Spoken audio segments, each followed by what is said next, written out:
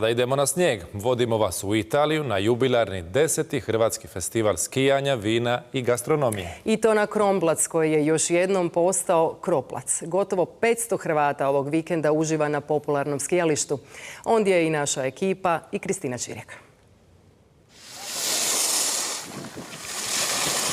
Do skijaških staza Kronplaca doputovali su iz Zagorja Zelenog i sa sunčanog Hvara. Znači, prvi mjesec nema sezone, nisam htjela stati na kauč, nisam imala ekipe i rekla sam idem sama. Kako ide? Najbolje, pa i Dalmoši znaju skijati. Ovdje imamo jednu specifičnu kombinaciju, Dalmatinci, otočani i Zagorci. Da. Pa je, evo, spojivo, ide, super. Skija je dobro. Zagorci na skijama? Samo i ne dati piti. Jedno je ovo od omiljenih hrvatskih skijališta. We have around 121 kilometers of slopes. 31 cable cars and the beautiful weather. It's cold. We have good snow conditions and yeah, what do you want more? Poželjelo je 70 natjecatelja pobjedu na humanitarnoj utrci, ali to nije prioritet. Cilj je doći do cilja i sudjelovanjem pomoći Centru za potporu roditeljstvu Rastimo zajedno. Fora mi je, onako, sjeća se sretno. Koliko dugo skijaš? Ja mislim 6-7 godina. I kako je biti pobjednica? Fora. Nakon što su skije odložene, talijanskim restoranima i barovima zavladala su hrvatska vina i specijaliteti. Biraju li posjetitelji talijanska ili istarska vina? Istarska. Većina istarska. I koja su bolja? Ne, previše smo subjektivni za ocjenjivati. Nama su naša bolja. Neki imaju više razloga za slavlje. Mojoj ženi je 50. rođendan i ovim putem joj čestitam, draga, sretan ti 50. rođendan. Pratim ovaj festival od samog početka, već 10 godina i morat ću se iskupiti kod žene. Jel mu opraštate što je ovdje, a ne s vama? Da, super. Evo, žena je super, jesam rekao. Reklo je gotovo 500 Hrvata, gdje je najbolja zimska zabava ovog vikenda.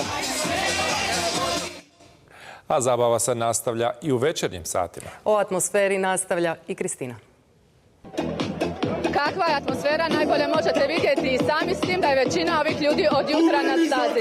Za njih nema odmora, a nema odmora ni za organizatore. S nama je predsjednik Hrvatske udruge ljubitelja skijanja, Nino Sančić-Vidrač.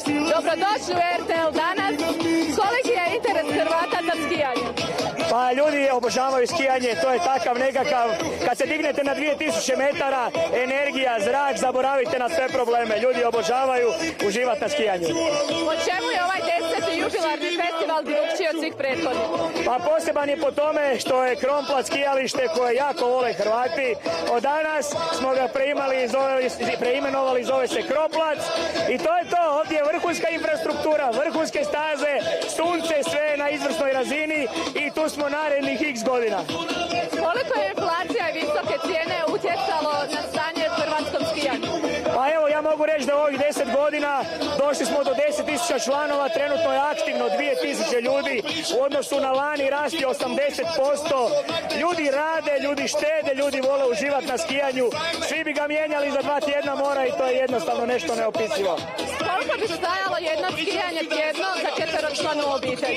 Pa gledajte, u Francuskoj već za 7 dana za 4-članu obitelj se može skijati za 1000 eura, što je zaista malo. To ja mislim da na Jadranu ne možete biti na ljetovanju, a može se naravno skijati za 10.000 eura. Sve je stvar ko šta želi, bitno je da se skija na Sljemenu, na Platku, u Sloveniji i svim ostalim zemljama gdje god se nalazili. Kako ocjenjujete trenutačno stanje na hrvatskim skijalištima, spomenuli ste Sljeme? Pa na Platku je izuzetno dobro stanje, ovim putem bi pohvalio cijeli sportski centar, direktora Ivana. Nadam se da će gradonačelnik, iako nije održao obećanje Zagrebu da će biti ove godine staza, žao nam je zbog toga, gradonačelniče, otvorite nam žičaru, otvorite nam sjedežnicu. I to je to, idemo skijati, vratimo Snježnu kraljicu na Sljeme i idemo svi jako.